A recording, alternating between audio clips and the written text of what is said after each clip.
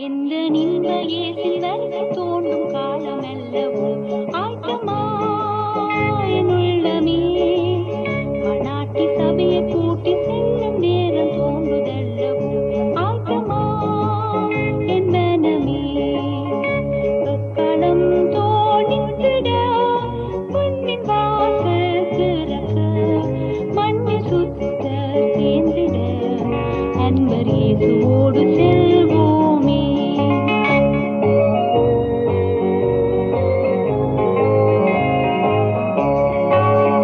இராவில் திருடன் வரும் விதமாய் வருவேன் என்கிறார் ஆயத்தமா என் உள்ளமே. விசுவாசம் அன்பு நம்பிக்கையும் நிலைத்துள்ளதா ஆயத்தமா என் மனமே. களம் தோணித்திட பொன்னின் வாசல் திறக்க மண்ணை சுத்த சேர்ந்திட அன்பர் இயேசுவோடு செல்வோமே. கர்த்தருக்குள் அன்பானவர்களே, அனுதினமும் கிறிஸ்துவுடன் தியான வேளைக்கு உங்களை அன்புடன் அழைக்கிறோம். இன்றைய தியானத்திற்கான வேத வாசிப்பு யோவான் 13ஆம் அதிகாரம் வசனங்கள் 16 முதல் 30 வரை. தியானத்திற்கான தலைப்பு பாவத்தின் தன்மை. அவரை காட்டிக் கொடுக்கும்படி பிசாசானவன் அவன் இருதயத்தை தூண்டின பின்பு. யோவான் 13:2.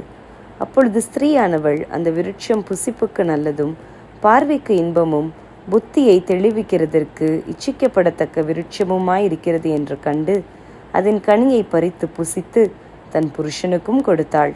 ஆதியாகமம் 3:6. பாவம் பார்ப்பதற்கு இன்பமாகவே தோன்றும், அதில் ஈடுபடும் போதும் சந்தோஷமாகவே இருக்கும். முடிவிலோ கட்டு விரியனைப் போல கடிக்கும், நம்மை பாதாளத்தில் கொண்டு போய் சேர்க்கும். பாவம் நம்மை கொஞ்சம் கொஞ்சமாக ஆட்கொள்ளும். பாவத்திற்கு இடம் கொடுத்தால் அது நம்மை தனக்கு அடிமையாக்கிவிடும். யூதாஸின் நடவடிக்கைகளை சற்றே கண்ணோக்குவோம். அவன் எப்போதும் பணப்பையுடன் திரிவதால் ஒருவேளை அவனுக்கு பண ஆசை இருந்திருக்கலாம். அத்தோடு இயேசுவின் பாதத்தில் மரியாள் ஊற்றிய நறுமண தைலத்தை 300 பணத்துக்கு விற்று தரித்திரருக்கு கொடுத்திருக்கலாமே. வீணாக ஏன் இயேசுவின் பாதத்தில் ஊற்ற வேண்டும் என ஆலோசனை கூறியவனும் இதே யூதாஸ்தான். யோவான் 12:5.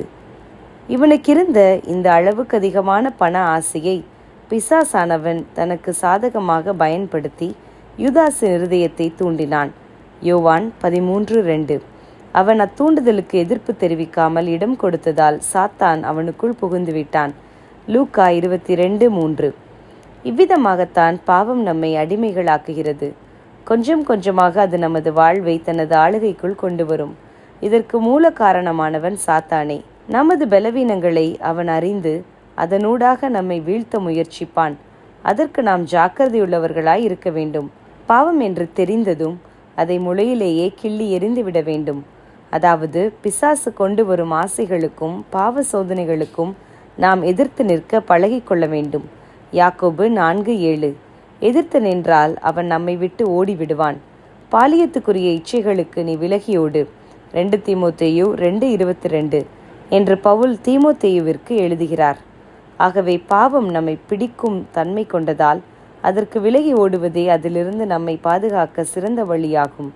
நமது பலவீனங்களை எண்ணி பார்க்காமல் நமக்குள்ளே இருக்கும் பலத்தை எண்ணி பார்த்தால் பாவம் நமக்கு முன்னே நடுங்கும். ஜெபம் செய்வோமா? அன்பின் கர்த்தாவே, சாத்தானின் தந்திரங்களை அறிந்து ஜாக்கிரதையுள்ளவர்களாய் எங்கள் ஆத்துமாக்களை காத்து கொள்ளவும் அவனுடைய மாய வலையில் சிக்கிடாது அதற்கு விலகி ஜீவிக்க உமதருள் தாரும். ஆமேன்.